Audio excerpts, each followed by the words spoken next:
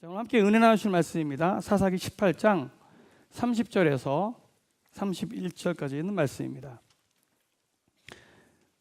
구약성경 394페이지에 있는 사사기 18장 30절, 31절 말씀입니다. 봉독해 드리겠습니다. 단 자손이 자기들을 위하여 그 새긴 신상을 세웠고 모세의 손자요 게르솜의 아들인 요나단과 그의 자손은 단 지파의 제사장이 되어 그 땅 백성이 사로잡히는 날까지 이르렀더라. 하나님의 집이 실로에 있을 동안에 미가가 만든 바 새긴 신상이 단 자손에게 있었더라. 아멘.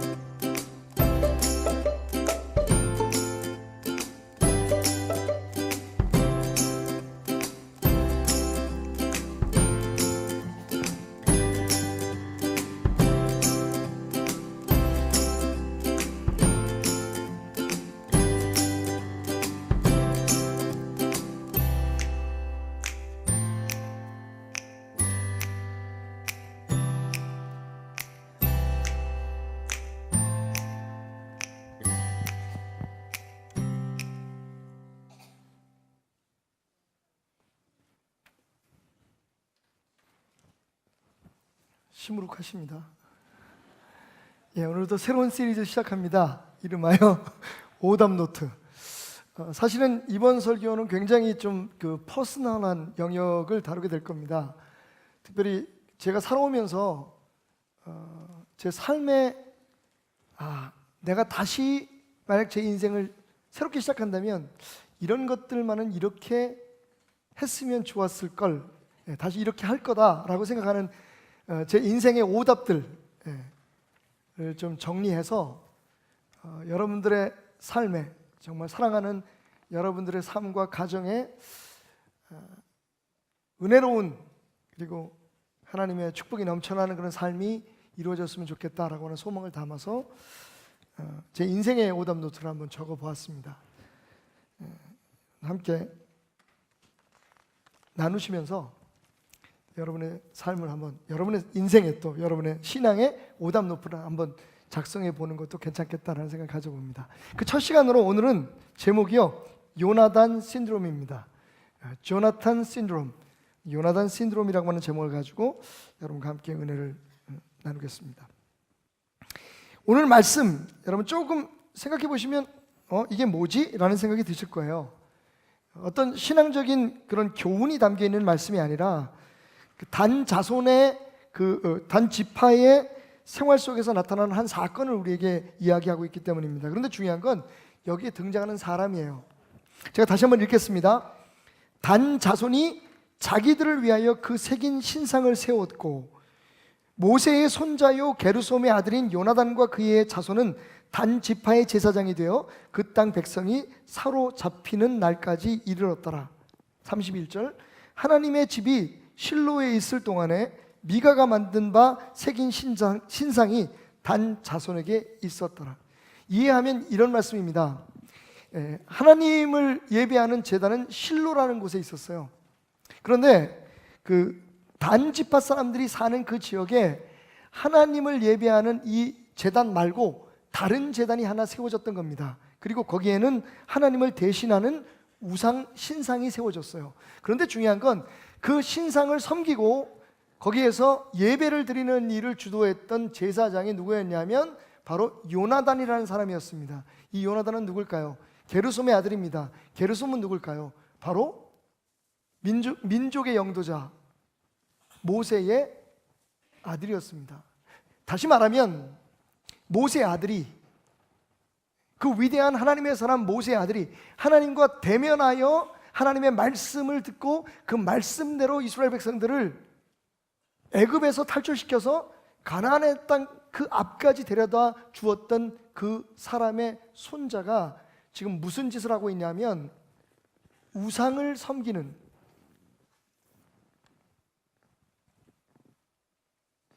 이방 신상을 섬기는, 사람이 만들어 놓은 자신들의 신앙을 가르치는 제사장으로 지금 일을 하고 있다는 겁니다. 이대 만에 신앙의 전통이 무너진 겁니다. 그냥 무너진 게 아니라 하나님이 가장 미워하시는, 싫어하시는 우상 숭배의 사건이 바로 모세의 손자의 손에 의해서 지금 일어나고 있다는 겁니다. 이 사건을 배경으로 해서 요나단 신드롬, 조나탄 신드롬이라고 하는 새로운 개념이 만들어졌습니다. 우리 하나님의 사람들이, 신앙인들이 신앙의 유산을 자녀들에게 제대로 물려주지 않아서 영적 대가 끊기는 현상, 모세의 집에 그랬듯이, 여러분 놀랍게도 사무엘의 가정에 그랬듯이, 여러분 여호수아의 가정에 그랬듯이, 다윗의 집안에 그랬듯이, 아브라함의 집안에 그랬듯이, 여러분 제가 지금 열거한 사람들에 대해서 깜짝 놀라셔야 됩니다. 하나님께서 이분들을 얼마나 귀하게 사용하셨고 또 이분들이 하나님 앞에 얼마나 많은 희생과 헌신을 했습니까? 그런데 그 자녀들이요, 여러분 아브라함의 자녀들 아시죠? 무슨 일이 벌어졌는지, 야곱의 자녀들의 삶 속에 무슨 일이 벌어졌는지 아시죠? 하나님의 사람, 우리가 이야기할 때마다 이 사람은 하나님 앞에 책망이라고는 한 번도 들어본 적이 없는 사람이다. 사무엘입니다. 사무엘의 자녀들이 어떤 짓을 했는지 아시죠? 모세의 손자가 지금 어떻게 되었는지 여러분 보십시오. 이런 걸 우리가 신앙적으로 요나단 신드롬이라고 얘기합니다. 지금 한국 교회에서 일어나고 있는, 우리 가정에서 벌어지고 있는 일, 그 현상 말입니다. 믿음의 대가 이어져 가고 있지 않습니다. 문제가 뭘까요? 여기 한국교회의 오답노트, 아니 저와 저희 가정의 오답노트를 적어보았습니다.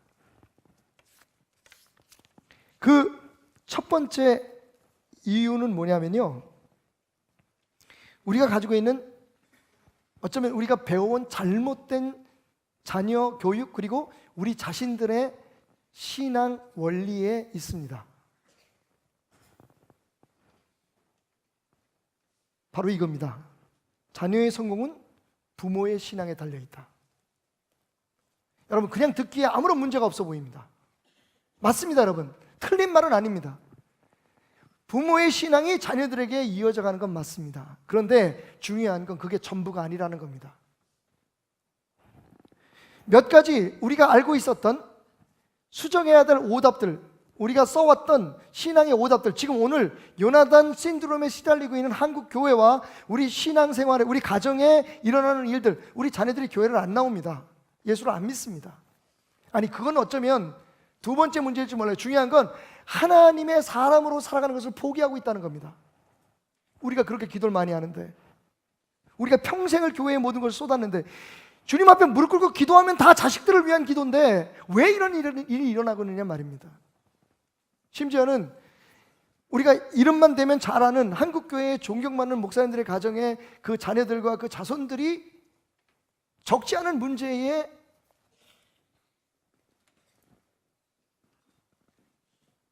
이슈가 되어가고 있다는 것. 여러분, 그냥 지나가면 지나갈 수 있는 일이지만 우리가 한번 돌아봐야 됩니다. 첫 번째는요, 자녀를 위해서 더 많이 기도하면 우리 자녀가 잘 될 것이라고 하는 생각입니다. 여러분, 이건 성경적인 얘기 맞습니다. 잘못했다는 게 아니에요. 부족한 겁니다. 왜? 우리가 열심히 기도하는데 자녀들은 자기네들이 길을 갑니다. 밤새워 기도하는데, 자녀들을 위해서 금식하며 기도하는데 자녀들은 자신들의 삶을 살아가고 있다는 겁니다. 그래서 우리가 하나님 앞에 내가 많이 기도하면 우리 자식들이 잘 되겠지라고 생각하면서 살아왔는데도 불구하고 우리 자녀들은 여전히 삶에 어려움을 겪습니다. 세상적으로 성공할 수 있을지도 몰라요. 하지만 그것이 정말 우리가 궁극적으로 기대하는 성공이 아니라는 데 문제가 있습니다. 두 번째는 자녀들을 위해서 내가 덕을 많이 쌓으면 우리 자녀들이 잘 된다. 이건 다분히 이교도적이고 불교적인 신앙입니다. 유교적인 신앙입니다. 그래서 자녀들의 이름으로 교회를 세우고 자녀들의 이름으로 헌금을 하고, 심지어는 제가 가장 많이 듣는 이야기 중에 하나가 뭐냐면 어떤 일에 대해서 안 하든 결심을 하세요. 그럼 물어봅니다. 아니, 신학교 왜 어떻게 공부하기 시작하기로 결심하셨습니까? 이 일을 왜 하시려고 생각하셨나? 안 하던 이 일을 왜 하십니까? 그럼 뭐라고 얘기하냐면 우리 자녀들이 너무 잘 안 돼가지고요, 제가 사명 감당하면 우리 자녀들 잘 될 것 같아서 왔습니다. 그 정성과 그 마음에 대해서 저는 비난할 자격이 없습니다. 하나님이 분명히 보실 겁니다, 여러분. 그런데 문제는 그것만이 답이 아니라는 겁니다. 세 번째는 우리 자녀들의 교육은, 신앙교육은 교회가 책임져야 한다는 겁니다.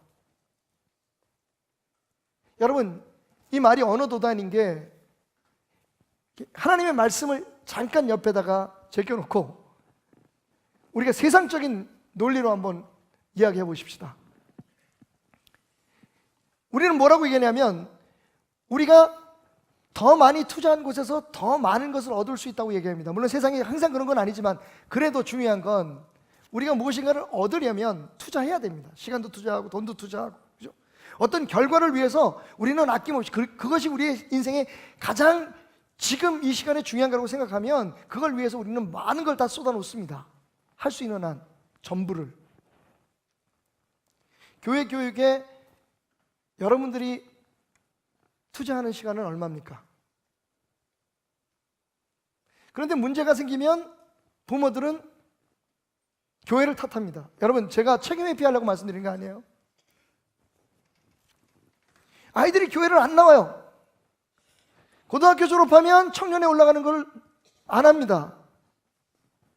흩어져요. 교회만의 책임일까요? 맞습니다, 여러분. 교회가 웬만해야죠, 요즘.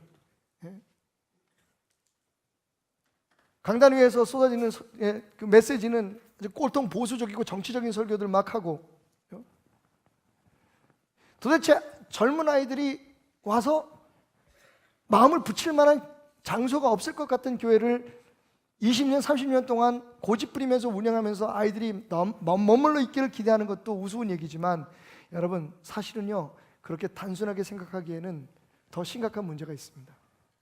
아이들이요, 정말 특별한 가정들, 교회에서 봉사하고 헌신하는 몇 개의 가정을 제외하고 아이들이 교회에 머무는 시간은 2시간도 채 안 됩니다. 그나마 수요 예배 없어졌죠. 다른 활동들 없어졌죠. 못해요. 왜냐하면 아이들 학원 보내야 되고, 또 우리 교회 같은 경우에는 부모님들이 다 먼 곳에 사시니까 이게 아이들 데려오기도 어렵고 스스로 가라고 하기도 어렵고, 결국 교회는 예배 하나에 모든 걸 집중하게 됩니다. 주일날 아이들 2시간 데리고 있는 것에 아이들의 인생을 거는 거죠. 여기서 문제가 되는 건, 그러면 가정에서는 어떤 일이 일어나고 있느냐 하는 겁니다.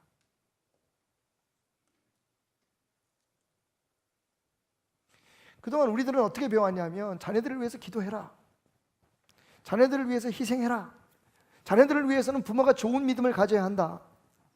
여러분, 다시 말씀드리지만 틀린 얘기 아닙니다. 성경에는 분명히 그 부모의 믿음이 자녀들에게 어떤 영향을 미치는지 이야기하고 있습니다만, 그런데 여러분, 거기에만 모든 것을 다 투자하고 거기에만 모든 것을 다 집중했던 한국 교회가 오늘 요나단 신드롬에 시달리고 있는 겁니다. 다시 성경 말씀으로 돌아갈까요? 이미 새롭지 않습니다, 여러분. 왜 하나님 앞에 그렇게 귀하게 쓰임 받은 사람, 개인적으로 보면 그들의 믿음이 우리 모든 사람들의 믿음의 본이에요. 그죠? 아브라함, 여호수아, 야곱, 물론 젊은 날에 좀 힘들게 어렵게 방황하는 사람들이 있었지만, 결국은 그들이 하나님 앞에 어떻게 귀하게 쓰임 받았고, 그들이 하나님 앞에 어떻게 헌신적으로 희생했고, 어떻게 좋은 믿음을 가졌는지 우리는 다 알고 있습니다. 그런데 그 자녀들이 잘 안 됐다고요. 세상적으로 말하는 게 아니라 신앙적으로 무너져 버렸단 말이에요.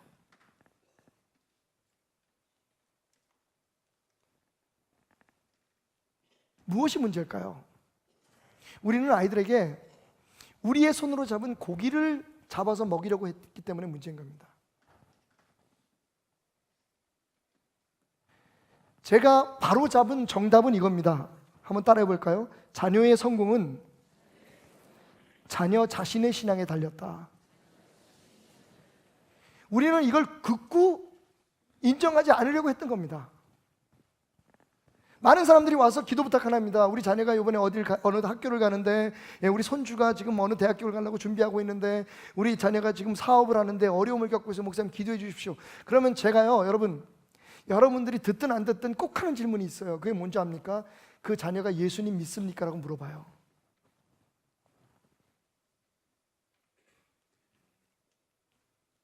이제 조금 이해가 가시죠? 이상하다. 목사님은 자녀를 위해서 기도하지 말라는 얘기인가? 자녀들을 마음에 두고 자녀들을 위해서 헌신하지 말라는 얘기인가? 교회 교육을 의지하지 말라는 얘기인가? 그거 아닌 거 아시죠, 여러분? 그것만이 답이라고 생각하고 우리가 진짜 해야 될 일을 놓치고 있다는 겁니다. 그게 저희 가정에 있었던 일이에요. 어머님 계시는데 제가 이런 말씀을 하기에는 많은 용기가 필요합니다만, 여러분, 박덕종 목사님 가정은 어땠을까요?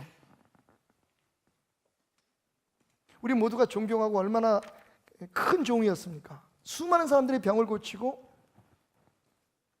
한국교회의 성령운동에 정말 꼭 있어야 했던 분입니다. 그리고 그 목사님을 따라서, 그 목사님 옆에서 우리 사모님이 얼마나 희생을 하시며 헌신하셨던가요? 근데 안타깝게도 저희 집에 가정예배가 없었습니다. 아니, 정확히 말씀드리면 가정예배를 드릴 시간이 없었습니다. 아버님 얼굴 보기가 어려웠어요. 그리고 이미 어느 정도 자라고 난 후에는 시간이 나도, 아버님이 좀 한가해 주셨어도 이게 예배 드리는 게 어색했어요. 우리가 가정 예배가 없음과 동시에 무슨 문제가 있었냐면, 우리가 하나님의 말씀을 가까이 하는 것을 가르치지 않으셨어요. 아니, 가르치지 않으신 게 아니라 가르치지 못하신 것 같아요. 특히 우리 교회의 분위기가 그랬습니다. 성령 받고 은사 받고 능력 행하고, 사실은 한때는 하나님의 말씀을 자꾸만 파고 말씀에 묵상하고 하는 게 말씀 중심의 삶이라고 부정적으로 느껴진 때도 있었습니다. 근데 그게 제 인생의 오답입니다.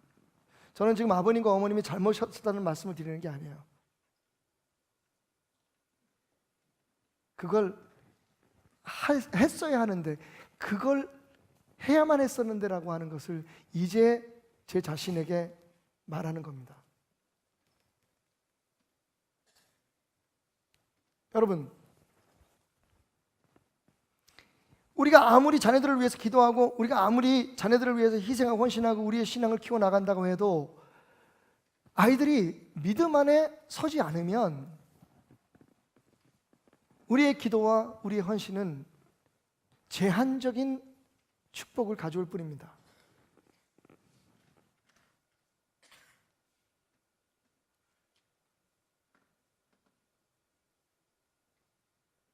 우리는 아이들에게 정말 단순한 교육 원리잖아요. 물고기 잡는 법을 가르쳐 줘야 돼요.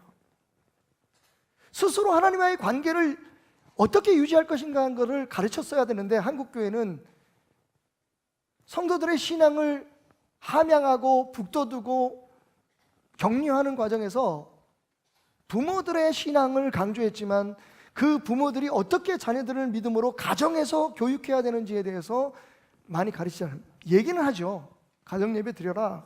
그런데 그게 현실적으로 얼마나 어려운 일이었는지, 모든 걸 다 포기해도 그것만은 했어야 되는데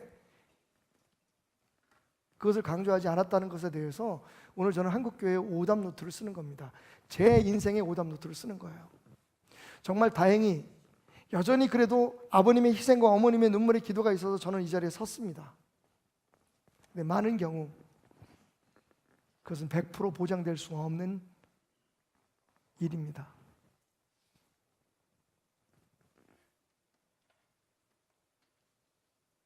그런데 제가 그것이 아버님, 어머님의 문제였다면 이렇게 심각하게 이야기를 하지 않았을 겁니다.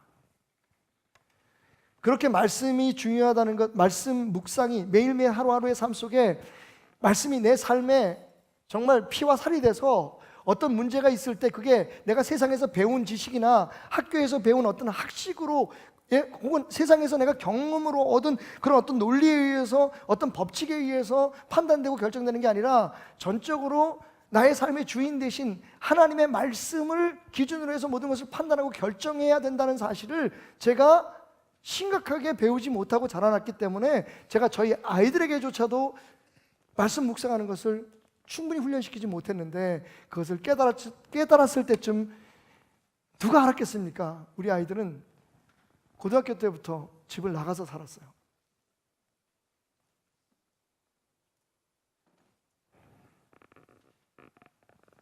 여러분, 이게 여러분이 존경하고 여러분들이 믿고 따르는 베델교회 담임 목사 집에 일어나고 있는 일입니다. 그러니까 여러분, 내가 그렇게 못해서 부끄러워할 거 없어요. 부끄러워하지 마십시오. 저는 오늘 여러분들에게 부끄러워하라고 이 말씀 드리는 거 아닙니다. 부끄럽다면 제가 부끄럽습니다.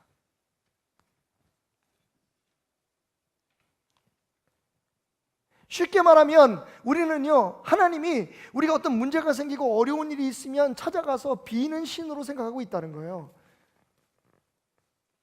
모세의 손자가 요나단이 하나님이라고 이름 붙인 다른 신상을 세워놓고 그 앞에 절을 하고 사람들에게 빌게 한 것이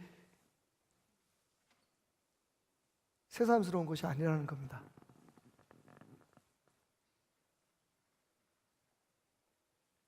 정답은 아이들에게 자신들의 신앙을 가질 수 있도록, 어쩌면 지금은 아닐지라도 그들 스스로가 언젠가는 맞아, 하나님의 말씀대로 사는 것이, 하나님을 내 삶의 주인으로 섬기는 것이, 그렇게 예배하는 것이 우리가 진짜 살아있을 수 있는, 살아가는, 그리고 승리하고 성공할 수 있는 비결이라는 것을 깨달을 수 있도록 여러분, 우리가 자녀들을 신앙으로 교육하는 겁니다. 저는 그래도 목사님, 세상에서 갖춰야 될 거 갖춰야 되잖아요. 좋은 대학교 들어가야 되고, 좋은 직장 가야 되고, 거기에 대해서 말리지 않습니다.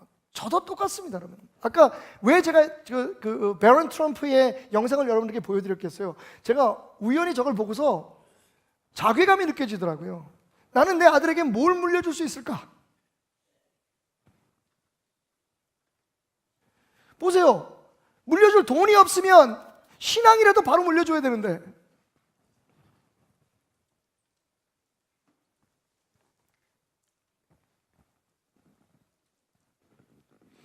1년에 17억 세 내는 집에서 산대잖아요. 하루 경호비가 12억이래요. 전 죽어도 깨어나도 그건 안 될 것 같아요. 지금부터 열심히 해도 무슨 사기를 치고 별짓을 다 하고 뭐 피싱 회사를 운영해도 그만큼은 못 볼 것 같아. 그래서 포기했어요. 그럼 뭘 줍니까? 내가 내 피덩이고 내 살덩이인 내 생명까지도 줄 수 있다고 말하는 내 자식을 위해서 내가 무엇을 줄 것입니까? 다행히 하나님은 말씀해 주셨어요. 믿음의 유산만큼 소중한 건 없다. 그런데 여러분, 우리가 그걸 안 하고 있잖아요. 알고는 있는데 말을 하는데 교회에 끌어다가 놓고 주일학교 예배 참석하는 거면 우리의 신앙의 유산을 다 물려줬다고 생각해요. 아이들은 학교에서 시간을 보내는데, 학교에서 아이들은 대부분 가정에서 시간을 보내는데, 친구들과 시간을 보내는데, 교회에 일주일에 딱 2시간 들여다 놓고 말씀으로 바로 세우라고 얘기하는 겁니다. 가능합니까, 여러분? 세상에 어떤 일도 물론 하나님이니까 가능할 수 있어요. 그렇게 해서 된 애들이 있습니다. 그런데 그 말도 안 되는 확률에 우리 자식들의 생명을 건다는 건, 우리 자식들의 인생을 건다는 건 어느 도단인 거죠.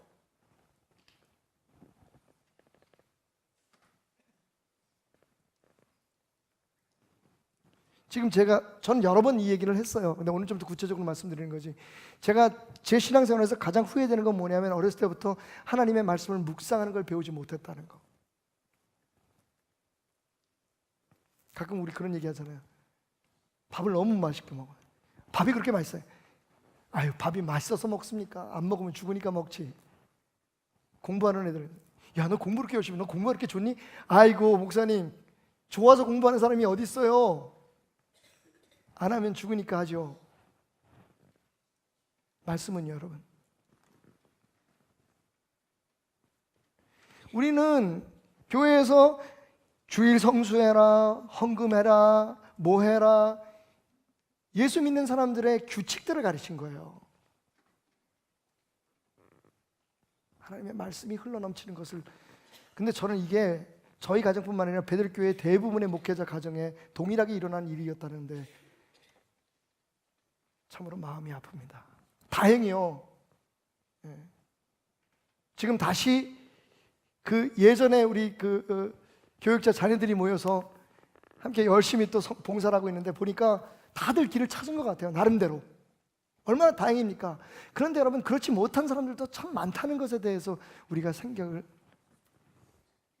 해야 됩니다. 이건 우리 부모의 책임입니다.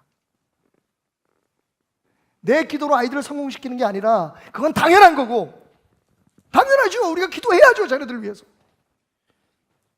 인간의 힘으로 되지 않는 일이 너무 많기에 하나님 도와주세요라고 기도해야 되지만, 여러분, 그것만 가지고는 안 된다는 거예요. 아이들에게 스스로 하나님과 관계를 밀접하게 가질 수 있도록 매일매일의 삶을 하나님의 말씀의 힘으로 살아낼 수 있도록, 그리고 문제가 생기고 어떤 판단을 할 때 누구의 조언이나 내가 배웠던 지식이 아니라 무엇보다 먼저 하나님의 말씀이 뭐라고 얘기하고 있는지를 찾을 수 있는 사람으로 만드는 것이 우리의 최종적인 목표가 되어야 된다는 겁니다. 그래서 정답을 적어봤습니다. 정답은 의외로 단순합니다. 자녀의 성공은 자녀의 신앙에 달렸다는 거예요. 어떻게 해야 됩니까? 책 2권을 여러분에게 소개합니다. 하나는 여운학 장모님이 쓰신 말씀을 사랑하는 자녀로 키우라입니다. 여러분, 이게 답입니다. 말씀을 스스로 자기의 삶의 양식으로 삼을 수 있는 사람을 키워야 됩니다. 그거 주입할 수 없고요, 대신 신앙해 줄 수 없습니다.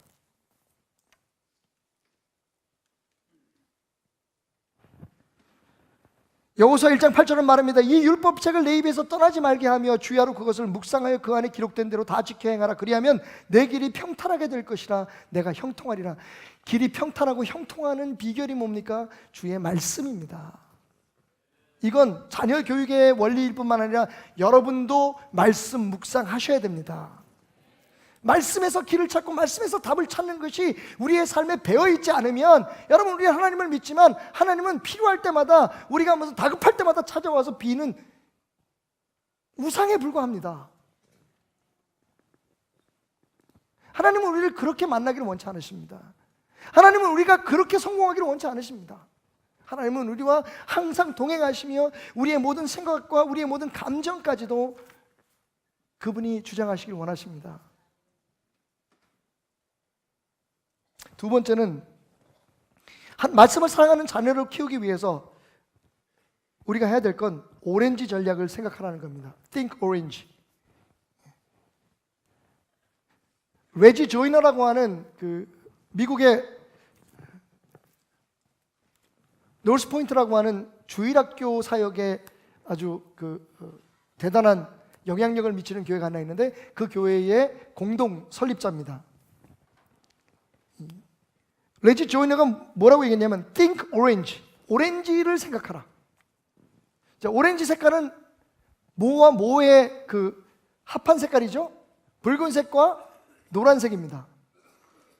이 조이너는요, 이 노란색을 교회의 역할로 얘기합니다. 진리를 밝히고 세상을 밝혀야 될 그리스도의 복음을 가르치는 빛의 역할을 하는 교회, 이걸 옐로우라고 해요, 상징적으로. 그리고 붉은색은 가정입니다. 자녀들을 위한 정말 한없는 사랑, 뜨거운 사랑이 있는 곳, 붉은색 가정. 그러니까 교회의 옐로우색과 가정의 붉은색, 교회의 진리와 예수를 가르치는 그 진리와 가정의 사랑이 함께 모여지면 오렌지 색깔이 된다는 거예요. 여러분, 목사로서 저는 여러분을 한 단계 더 성숙한 믿음 성장의 단계로 초청합니다.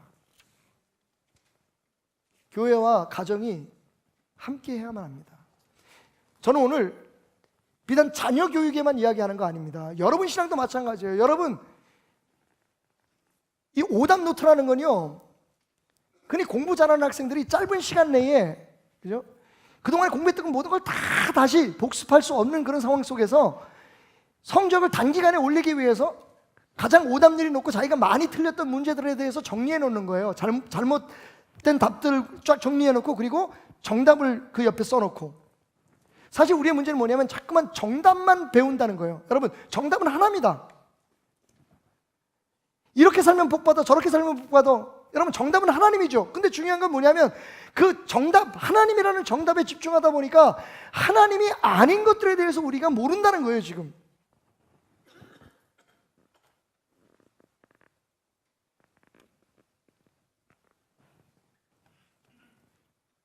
교회와 가정이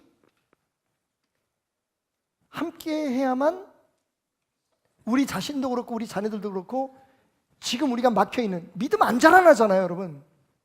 여기까지잖아요.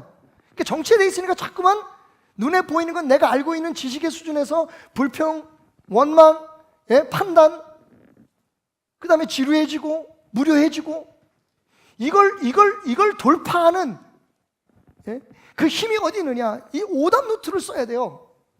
내 신앙의 한계가 뭔지, 왜 내 신앙이 더 이상 자라나고 있지 않은지, 왜 내 안에 그 말할 수 없는 전능하신 하나님의 능력이 경험되지 않는지, 내가 기도하는데 왜 응답이 없고, 내가 왜 이렇게 열심히 헌신하는데 내 안에 기쁨이 없는지,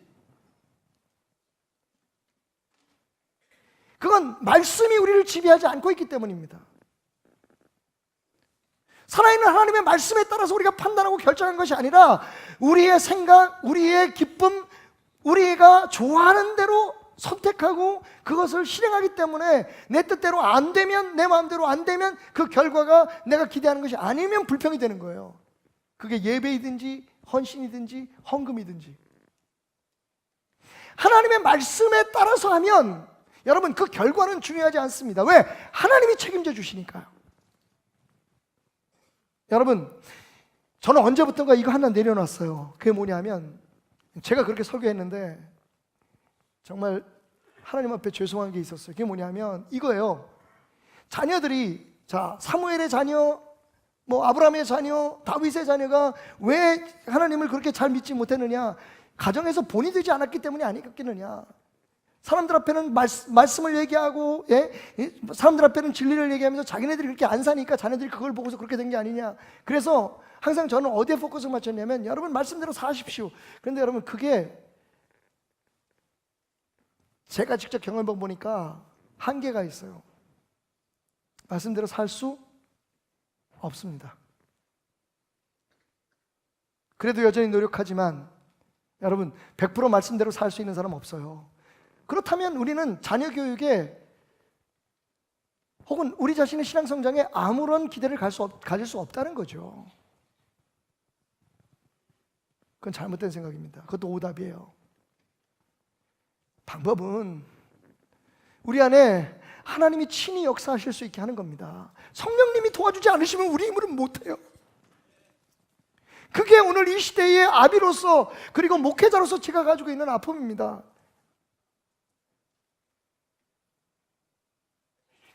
제도가 문제라고요? 목회자들의 타락이 문제라고요? 여러분 진짜 문제는 그 모든 것의 근원인 하나님의 말씀이 우리의 삶에 역사하지 않는다는 겁니다. 일주일에 와서 한 번 듣는 설교 가지고 어떻게 살아나겠습니까, 여러분? 수요일, 금요일 새벽 예배 나온다고 해도 여러분 우리가 세상에서 사는 시간에 비하면 근데 그것만 또 힘들잖아요. 제가 여러분 탓하는 거 아니라고 지금 말씀드렸습니다. 그러면서도 왠지 모르게 자꾸만 탓하는 것처럼 들릴 것 같아서 제가 죄송한데 진짜 여러분 오늘 제 마음 알아주십시오. 왜냐하면 제가 저희 집안 얘기를 이렇게 하지 않습니까? 저 많이 기도하고 하는 얘기니까 여러분 들으세요. 왜냐하면 여러분들이 여태까지 가졌던 박덕종 목사님의 가정에 대한 모든 생각이 무너질 수 있는 얘기예요. 목사님 집에서 자네들 말씀 묵상 교육을 안 했어? 가정 예배가 없었어? 못 드렸다니까요. 아버님 얼굴 보기도 어려웠는데 무슨 가정 예배? 그러면서 우리 아버님 얘기하셨잖아요. 연탄 불 꺼지면 여보 걱정하지 마. 천사가 와서 갈아줄 거야. 여보 고등어 안 뒤집고 왔는데 걱정하지 마 여보. 지가 알아서 뒤집힐 거야. 기도하면. 그 믿음을 누가 탓하겠습니까? 사실 우리는 그런 믿음조차도 없어요 지금. 저는 그 시대에 그분들의 믿음을 존중합니다. 나는 그만큼도 못해요. 다 머리로 생각하고 판단하고 계산하고 그러니까 기적이 안 나타나는 거죠. 그런데 문제는 뭐냐면 거기에 하나님의 말씀을 사랑할 수 있는 마음을 내게 주실 수 있었다면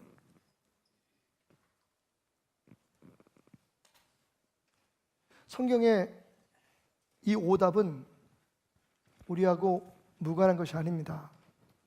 다시 한번 가정의 달 첫 주일에 제 인생의 오답 노트를 여러분들에게 공개하면서 부탁드립니다. 말씀 읽으세요. 그냥 읽는 거로 안 됩니다. 말씀 암송하세요. 말씀 속에서 답을 찾으셔야 됩니다. 그렇지 않으면 우리가 하나님과 아무런 관계가 없는 사람이에요. 우리는 다른 어떤 미신을 믿는 사람과 다르지 않습니다.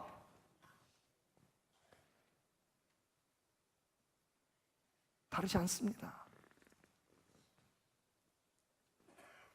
하나님의 말씀이 여러분 안에 살아 역사할 수 있도록 그게 뼈와 살에 스며들 수 있도록 하셔야 돼요.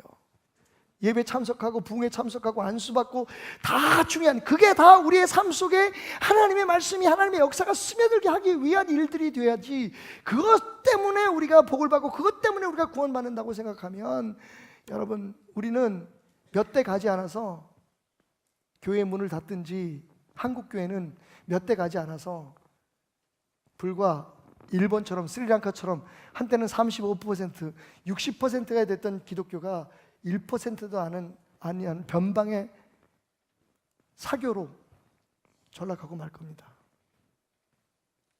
요나단 신드롬은 우리의 책임입니다. 가정에서 여러분 시작하세요. 자녀들 다 장가가고 아유 목사님 좀 일찍 가시죠. 여러분 후회할 거 없어요. 지금 여러분이 시작하세요. 그리고 여러분 손주대에 분명히 말씀 속으로 살아날 수 있도록 그 다음 때에라도 말씀 아니면 우리가 이 세상에서 하나님의 도우심이 아니면 우리가 이 세상에서 성공해도 성공이 아니고 살아도 살아있는 것이 아니라는 것을 스스로 깨달을 수 있도록 지금이라도 늦지 않았습니다. 시작하십시오. 하나님의 말씀을 사랑하는 자녀를 키우자. 매일매일 말씀을 묵상하는 자녀를 키워야 합니다. 두 번째, 교회와 가정이 힘을 모으자. 그렇지 않으면 답이 없습니다. 저는 무너져가는 한국 교회를 바라보며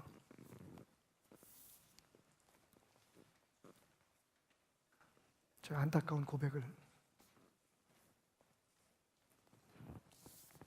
여러분들에게 했습니다.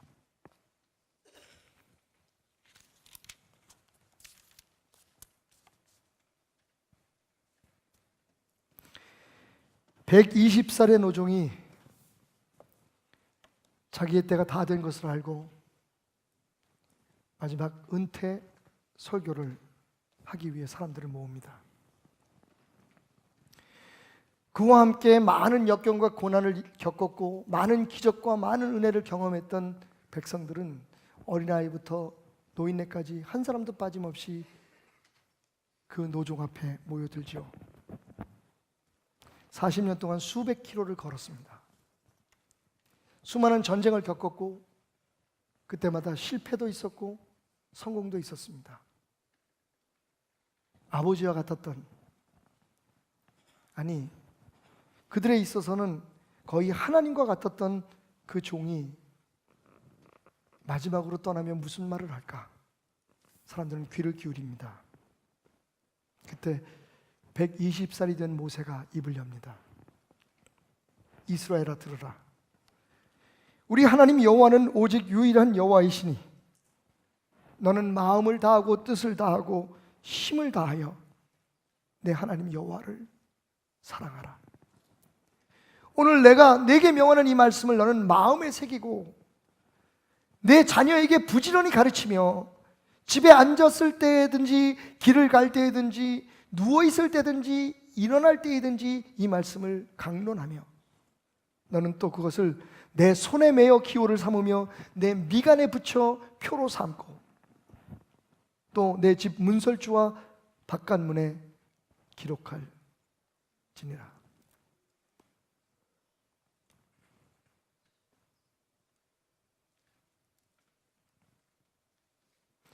최선을 다해서 생명을 바쳐서 사랑했던 백성들, 피덩이와 같은 사람들에게 모세가 남기고 싶은 말은 이거였습니다. 하나님을 사랑해라. 그리고 그 말씀대로 살아라. 저는 정말 아이들에게 물려줄 것이 없을 것 같습니다. 그런데 생각해보면 그게 돈이든 신앙이든 우리가 우리 자녀들에게 무엇이든지 물려주지 않는 부모는 아무도 없습니다. 그게 좋은 영향이든 심지어는 나쁜 영향까지도 물려주니까요.